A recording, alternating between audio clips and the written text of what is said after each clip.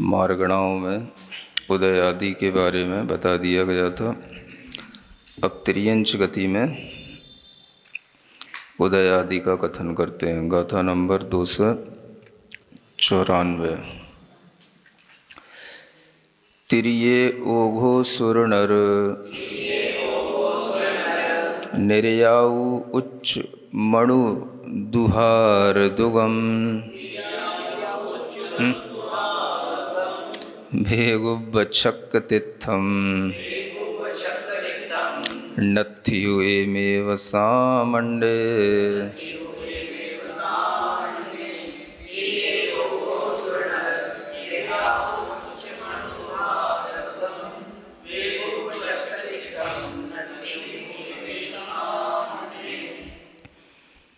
यहाँ कहते हैं तिर्ये ओघो, यानी तिर्यंच गति में भी ओक के समान जानना।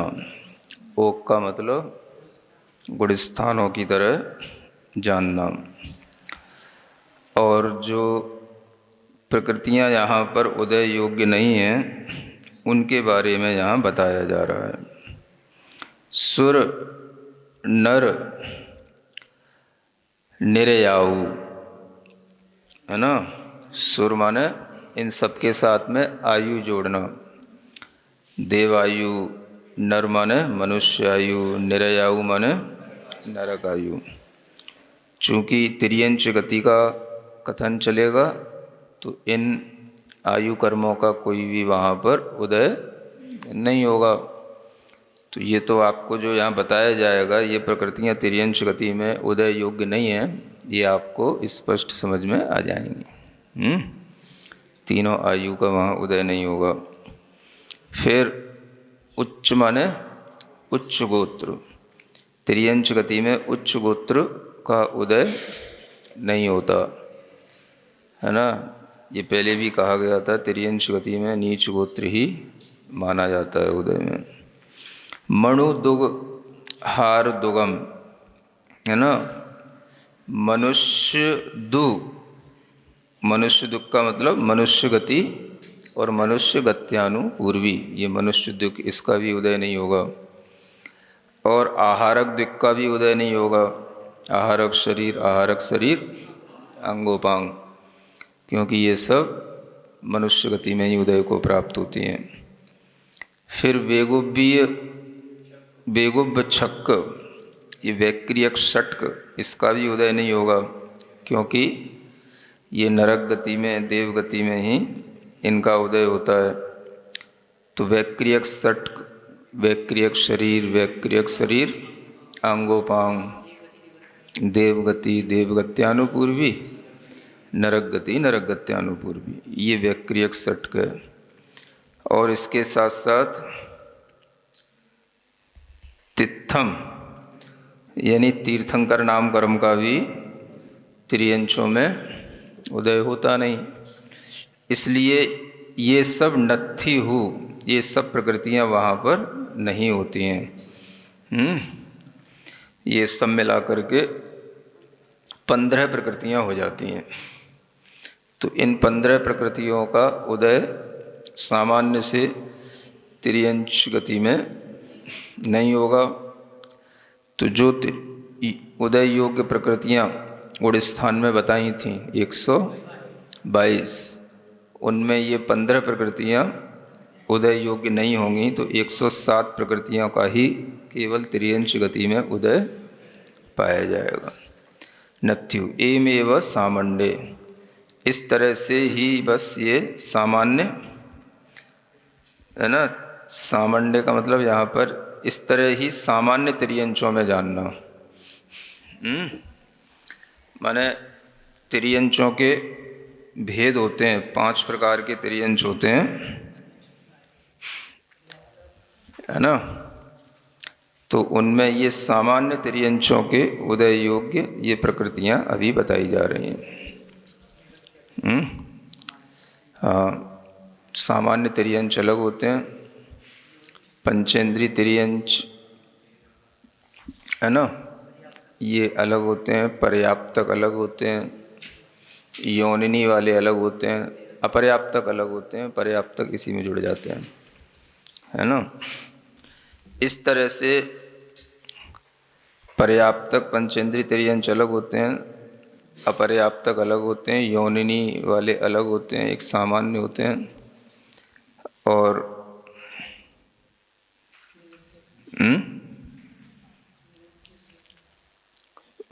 और लब्धि पर्याप्तक, ऐसा ये 5 भेद हो जाते हैं।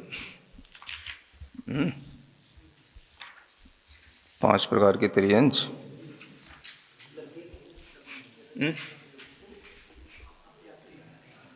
हाँ वही लब्धि पर्याप्तक उनको ही कहेंगे।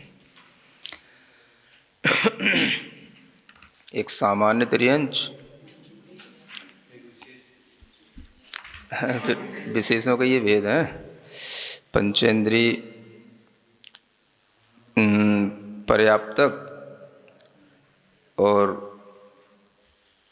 पंचेंद्रियों के हैं,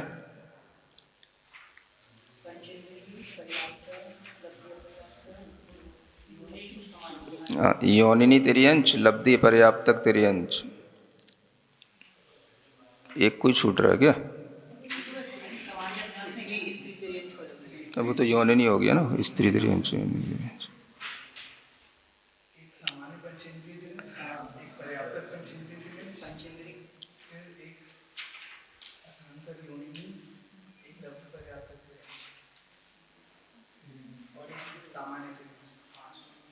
सामान्य को मिला के ही 5 होते हैं ना। ठीक है, कितने? एक सामान्य तिर्यंच, एक पंचेंद्रीय पर्याप्त तिर्यंच, एक योनिमति तिर्यंच, योनिनी लिए जाते हैं, एक लब्धि पर्याप्तक तिर्यंच।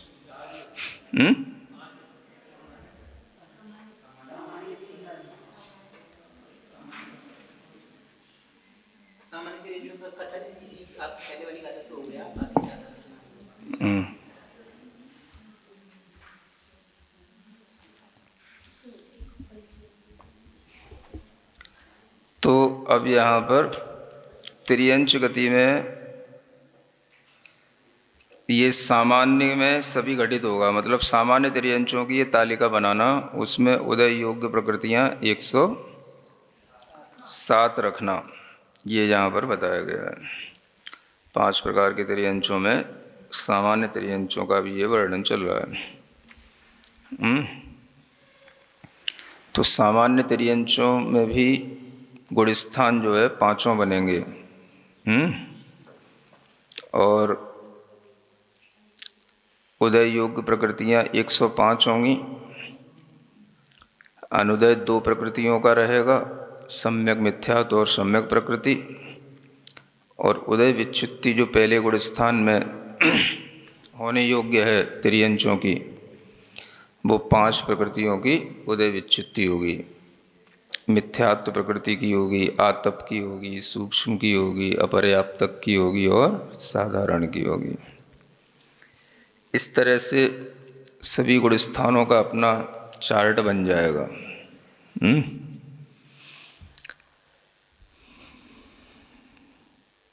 यहाँ पर सबके लिए अलग अलग नहीं बताया। ये आगे एक गाथा और पढ़ते हैं, उसके बाद इसमें चार्ट बनेगा ना। गाथा 295। थावर दुग सहारण सहारण ताविगी विगलूढ़ ताणि पंचखे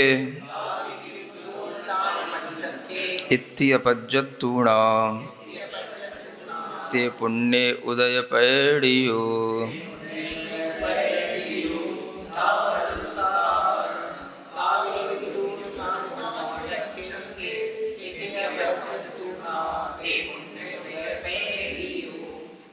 कहते हैं थावर दुग सहारण तावी गी विगलुण, इन सबसे कम करके ताणी पंचखे माने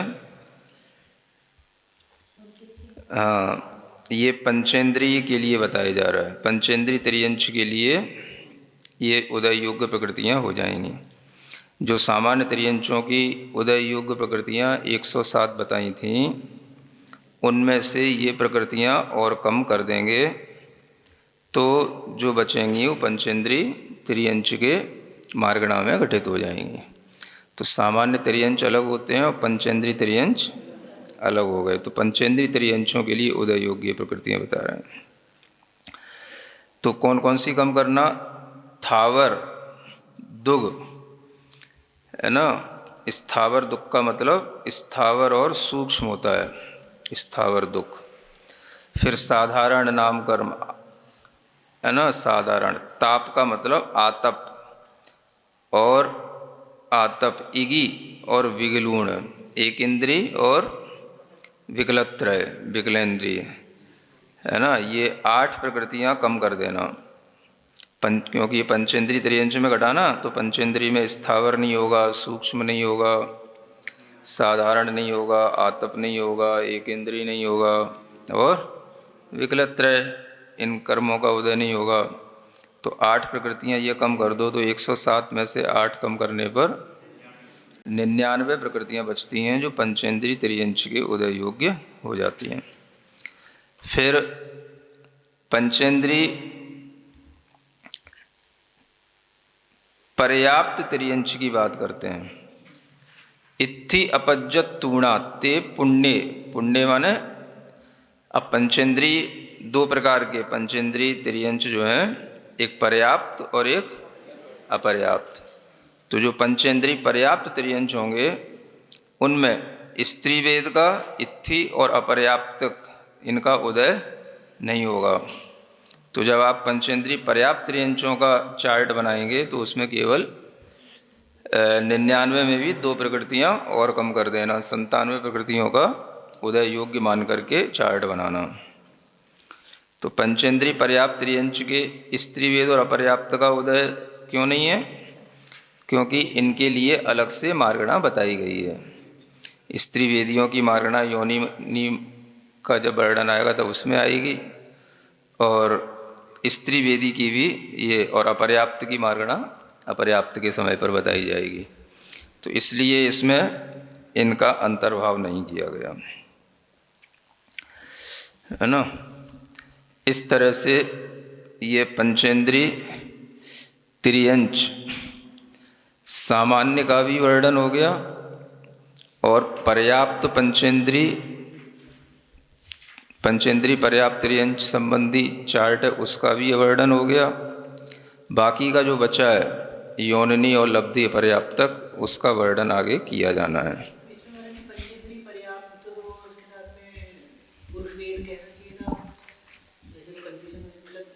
क्या?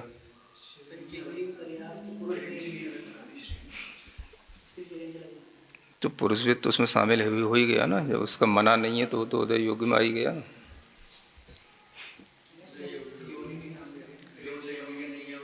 नहीं नहीं, वो तो जो कम किया गया उसका नाम दिया गया। तो कम इसलिए किया गया क्योंकि उसकी मार्गणा अलग से आ रही है, इसलिए कम किया गया। बाकी तो सब उसमें है ही है, पुरुष वेद नपुंसक वेद तो सब उसमें है ही है, उन्हीं प्रकृतियों में शामिल है ना। इस तरह से इनका कथन हो गया। अब इसका चार्ट तो आप जो बने हुए चार्ट हैं इन कर्मकांड में,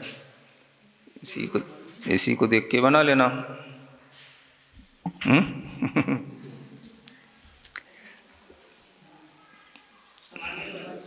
हाँ, सामान्य त्रियंच संबंधी एक चार्ट समझ लो, ज़्यादा है तो पहला गुण स्थान मिथ्यात्व, है ना। अब टोटल उदय योग्य प्रकृतियाँ थीं 107, ठीक है। तो पहले गुण स्थान में अनुदय वाली प्रकृतियाँ कम कर दो। 2 प्रकृतियों का उदय नहीं है, सम्यक और सम्यक मिथ्यात्व का, तो उदय योग प्रकृतियाँ बची केवल 105। अनुदय की योग प्रकृतियाँ रहेंगी 2, और बंद उदय विच्छुत्ति होगी 5 प्रकृतियों की, है ना, जो बता दिया मिथ्यात्व, आतप, सूक्ष्म, पर्याप्त और साधारण। जब दूसरे गुण स्थान में आओगे तो अनुदय और उदय इन दोनों जो ऊपर के गुण स्थान की उदय विच्छुत्ति और अनुदय, इनको प्लस कर लो। हमेशा यही एक तरीका है आगे के गुण स्थानों को समझने का, कि जो ऊपर टेबल के ऊपर अपन ने उदय योग्य प्रकृतियाँ बनाई हैं उनको ध्यान में रखो। 107 प्रकृतियाँ उदय योग्य हैं। हाँ, तो उसमें से अनुदय और उदय विच्छुत्ति की ये प्रकृतियाँ घटा दो। कहाँ?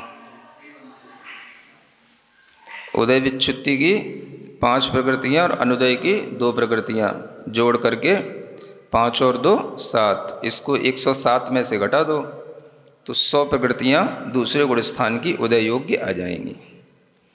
समझ आ रहा है? ये उदय योग्य प्रकृतियाँ ऐसे निकाली जाती हैं। फिर और यही जो ये 7 प्रकृतियाँ हैं इन्हीं को अनुदय वाले कोष्ठक में रख लो। ये अनुदय के रूप में होंगी, दूसरे गुण स्थान में इनका अनुदय हो गया। अब उदय विच्छुत्ति जो है वो अलग से होती है, वो गुण स्थान में जो प्रकृतियाँ बताई गई उसके अनुसार होगी। तो दूसरे गुण स्थान में अनंतानुबंधी 4 की उदय विच्छुत्ति हो जाएगी। उसके अतिरिक्त और भी एक इंद्रिय जाति है ना, विकलत्रय, ये 4 प्रकृतियों की उदय विच्छुत्ति हो जाएगी। क्यों हो जाएगी बिल्कुल?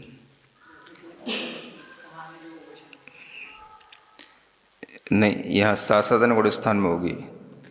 और स्थावर है ना, इनकी उदय विच्छुत्ति यहाँ पर होगी। तो ऐसे 9 प्रकृतियाँ हो गई। अनंतानुबंधी 4, एक इंद्रिय आदि 4 जातियाँ और एक स्थावर, 4 4 8 और एक 9। इन 9 प्रकृतियों की उदय विच्छुत्ति सासाधन गुण स्थान में होगी। वो बंद का चार्ट नहीं है, ये उदय का चार्ट है। तो ऐसा हो गया। अब तीसरे गुण स्थान में आए तो तीसरे गुण स्थान में प्रोसेस वही है। ऊपर दूसरे गुण स्थान में अनुदय की प्रकृतियाँ 7 और उदय विच्छुत्ति की 9, 9 और 7 16। यह 16 प्रकृतियाँ 107 में से कम कर दो तो कितनी बची? 91। ये हो गई उदय योग्य प्रकृतियाँ तीसरे गुण स्थान में। ठीक है। और अनुदय के योग्य 16 प्रकृतियाँ हैं, लेकिन थोड़ा इसमें प्लस माइनस हो जाएगा। एक जुड़ भी जाएगी और एक घट भी जाएगी, रहेंगी तो 16 ही।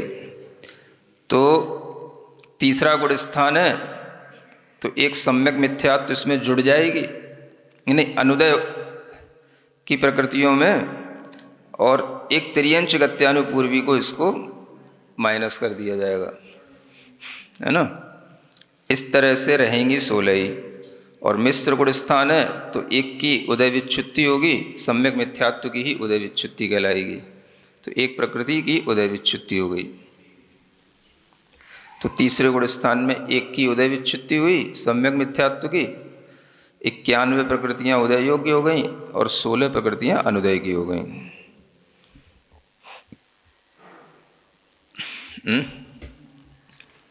ठीक है। फिर आए चौथे गुण स्थान में तो उसी तरह से अनुदय और उदय विच्छुत्ति की प्रकृतियां जोड़ करके 16 और 1 17, उसको 107 में से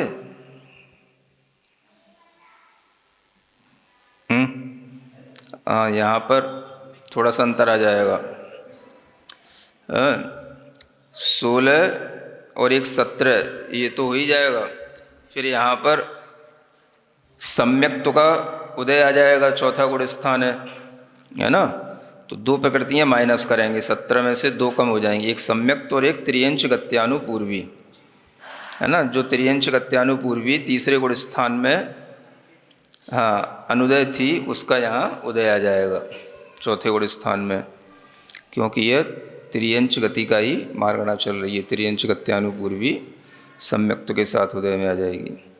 तो 16 और 1 17 में से 2 प्रकृतियाँ कम कर दें तो 15 प्रकृतियाँ 107 में से घटा दो तो 92 प्रकृतियाँ उदय योग्य हो गई और 15 प्रकृतियाँ अनुदय योग्य हो गई और 8 प्रकृतियाँ जो है उदय विच्छुत्ति की हैं, जो चौथे गुण स्थान के अनुसार हैं, क्योंकि आगे के गुण स्थान में अब इसी गुण स्थान में अप्रत्याख्यान कसाय 4 की उदय विच्छित्ति हो जाएगी। और इसके साथ साथ जो त्रियंच गत्यानुपूर्वी है, दुर्भग है, अनादे है, अयश कीर्ति है, ये सबकी भी उदय विच्छित्ति यहीं पर हो जाती है। त्रियंचों में भी चौथे गुण स्थान तक ही इनका उदय रहेगा, है ना। किनका? ये दुर्भग, अनादे, अयश कीर्ति, है ना। मतलब 5वें गुण स्थान में इनका भी यश हो जाता है। जो भी 5वां गुण स्थान बनेगा तो त्रियंचों में भी उनको भी ग्रहण करने लग जाते हैं लोग। तो दुर्भग, अनादे, अयश कीर्ति, इनका चौथे गुण स्थान तक ही उदय त्रियंचों में भी।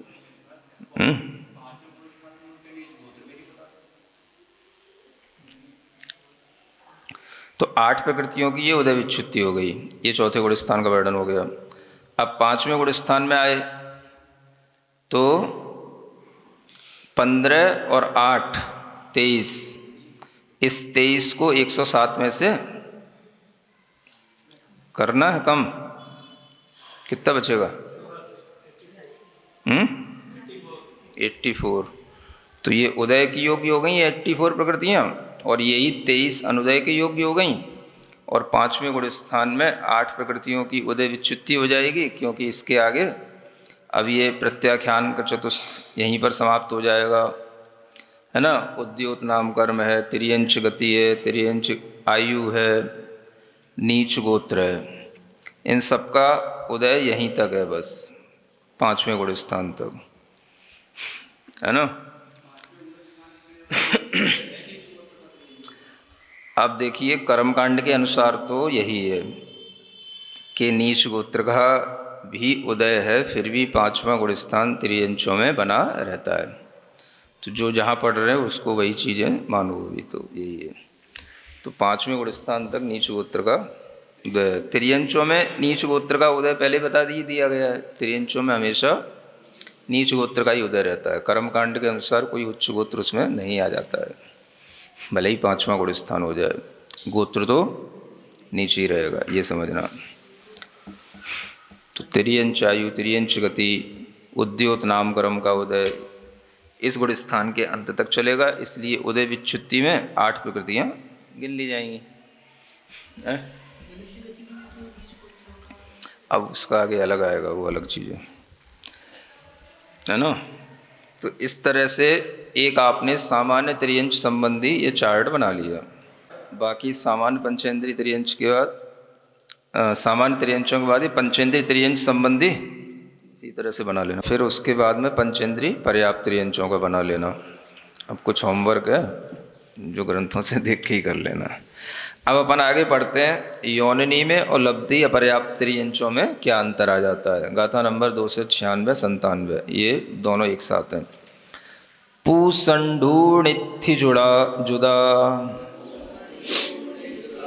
जोणिणीये अविरदे न तिरियाणु पुण्यधरे थीड़ति परगाददु पुण्य उज्जोवम सर गदिदु जसादेज्यम आदि संठान संगदी पड़गम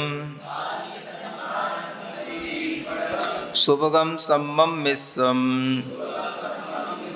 हीणाते पुण्य संड जुदा।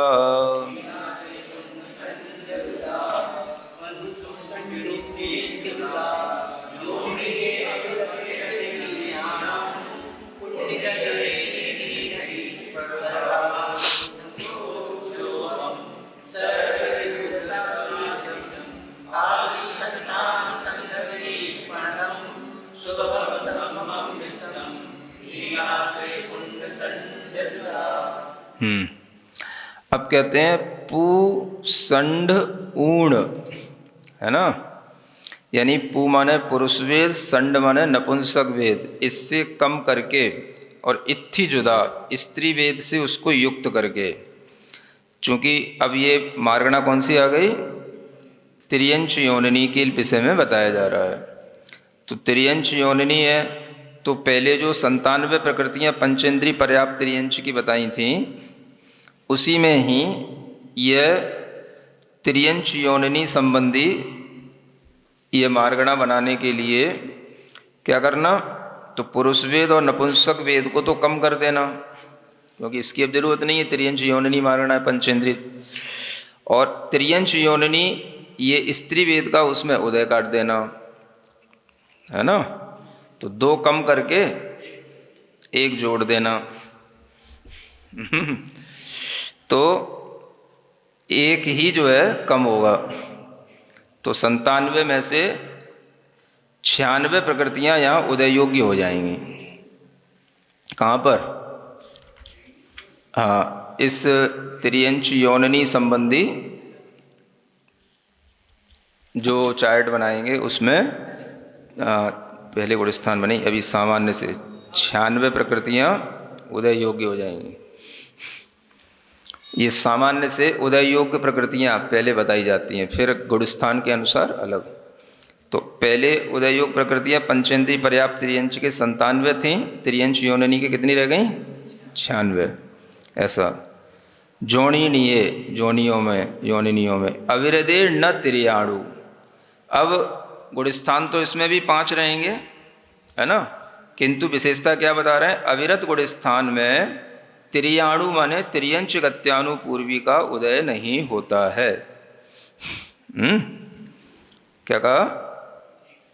त्रियंच गत्यानु पूर्वी का उदय चौथे गुणस्थान में नहीं होगा, क्योंकि सम्यक्त्व के साथ त्रियंच की इस योनिनी में कोई जन्म नहीं लेता। इसलिए त्रियंच गत्यानु पूर्वी के साथ में इस सम्यक्त गुणस्थान का समावेश नहीं बनेगा। तो त्रियंच योनिनी जो ये मार्गणा रहेगी, इसमें चौथे गुणस्थान में त्रियंच गत्यानु पूर्वी का उदय नहीं रहेगा, क्योंकि त्रियंच गति के उदय के साथ तो चौथा गुणस्थान बनता है, त्रियंच गत्यानु पूर्वी के साथ भी बनता है, लेकिन योनिनी का प्रकरण है इसलिए नहीं बनेगा। हाँ, सम्यक दृष्टि जीव कभी भी योनिनी त्रियंचों में उत्पन्न नहीं होता।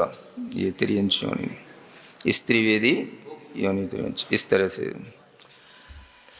ठीक है, फिर कहते हैं ये इसके अलावा और जो विशेषता है वो अब यहाँ बता रहे हैं। पुण्यदरे थी थीणति, है ना। अब यहाँ कहते हैं थी माने स्त्री वेद, ये पुण्यदरे मतलब अब ये अपर्याप्तक के बारे में बता रहे हैं, है ना। पुण्यदरे यानी पंचेंद्रीय में ही जो लब्धि अपर्याप्तक त्रियंच होंगे, पंचेंद्रीय लब्धि अपर्याप्तक त्रियंच, उनके लिए उदय योग्य प्रकृतियाँ कितनी होंगी, उसके लिए अब यहाँ पर और कम करते हुए बता रहे हैं। तो एक तो पहले स्त्री वेद थी माने स्त्री होती है, थी, समझ में आ रहा है? प्राकृत में स्त्री के लिए थी, हाँ, थी, था।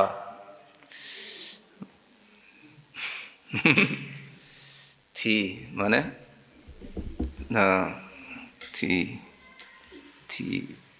और थीणती, ये स्त्यान गृद्धि त्रिक हो गया, ये थीणती, है ना।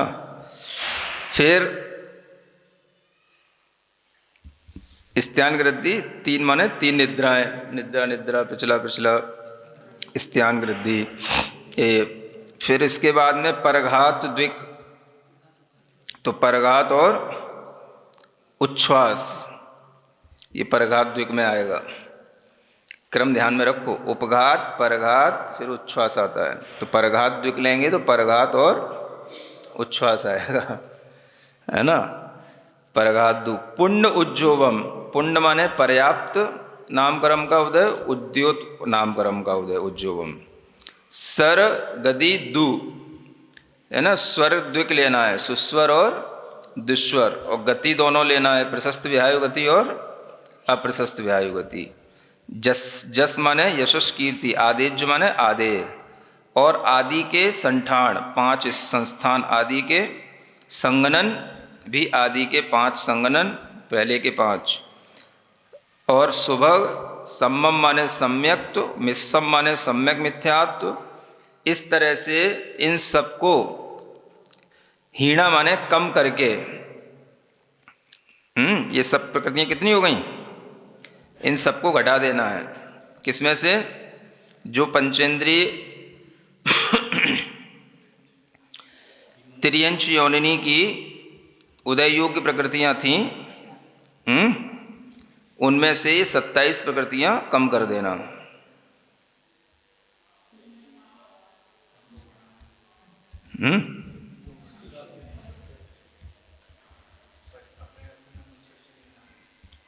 ठीक है, तो ये 27 प्रकृतियां हैं, ये जो अभी गिनाई गई हैं। तो ये जो 96 प्रकृतियां तिर्यंच योनिनी संबंधी जो उदय योग्य थी, उनमें से 27 प्रकृतियां ये कम कर देना है।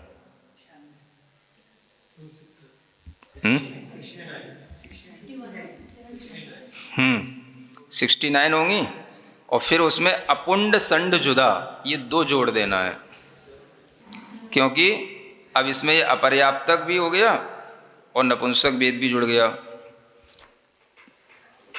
है ना। ठीक तो है, पहले पुरुष वेद नपुंसक वेद सब कम कर दिया था, तो अब ये अपर्याप्तक का वर्णन आया। योनिनी में तो केवल स्त्री वेद का उदय बताया गया था, अब जब ये अपर्याप्त का वर्णन आया तो पंचेंद्रिय लब्धि अपर्याप्तक, तो इसमें नपुंसक वेद भी रहेगा, है ना। तो इसमें नपुंसक वेद मिला दिया जाएगा, अपर्याप्त नामकर्म इसमें मिल जाएगा, तो 71 हो जाएंगी। 69 में 2 ये जुड़ जाएंगे।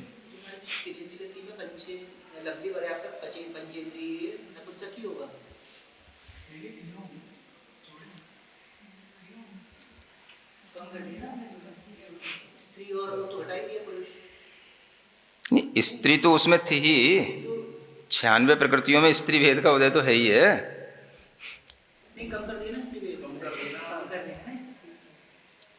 पहले जब 96 प्रकृतियां बनाई थी ना त्रियंश योनिनी की,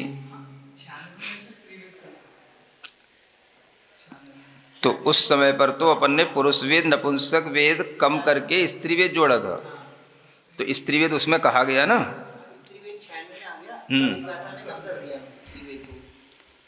तो इस गाथा में केवल नपुंसक वेद को और जोड़ दिया गया, कम कहाँ कर दिया गया। हाँ, थी आया था, हाँ, तो स्त्री वेद कम करने वाली प्रकृतियों में हो गया। यहाँ हम यूँ बोल रहे हैं, ये अपुंड संड जुदा, यानी यहाँ पर नपुंसक वेद को इसमें जोड़ देना। स्त्री वेद का तो कम कर दिया, वो तो योनिनी में चला गया, स्त्री वेद वो योनिनी वाली प्रकृतियों में चला गया। और जो लब्ध अपर्याप्तक की ये जो मार्गणा बनेगी, लब्धि अपर्याप्तक पंचेंद्रिय त्रियंच की जो मार्गणा बनेगी, इसमें स्त्री वेद का उदय नहीं आएगा, इसमें केवल नपुंसक वेद का उदय रहेगा। तो क्या सब अलग अलग मारणा बन रही है ना, योनिनी वाली मारणा में स्त्री वेद ही चले गए, उसमें क्या दिक्कत है।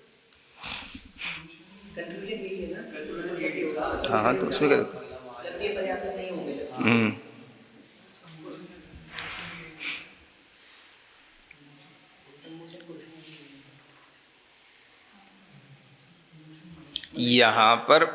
यहाँ पर केवल अभी अपर्याप्तक की मार्गणा अलग से बनाई जा रही है, बाकी तो पंचेंद्रिय सामान्य में आ ही गया, होता तो सब कुछ है, वो सामान्य में गया। लेकिन जो अपर्याप्तक होंगे, उन अपर्याप्तकों में नियम से वो नपुंसक वेद होंगे। तो इसलिए अपर्याप्त नामकर्म भी जोड़ना और नपुंसक नाम वेद भी जिसमें जोड़ना। तो ये 71 प्रकृतियाँ पंचेंद्रिय लब्धि अपर्याप्तक त्रियंच के उदय योग्य बन जाएंगी, और इनका गुणस्थान मात्र एक ही होगा, मिथ्यात्व गुणस्थान, क्योंकि लब्धि अपर्याप्तक है तो इसमें एक ही गुणस्थान बनेगा। चौथा गुणस्थान भी इसमें नहीं बनेगा, क्योंकि त्रियंचों में इस तरह से अपर्याप्त अवस्था में तो वैसे भी नहीं बनता है ना, तो वो भी नहीं बनेगा। इस तरह से केवल एक पहला गुण स्थान बनेगा, लब्धि अपर्याप्तक पंचेंद्री इन त्रियंचों की मार्गणाओं में।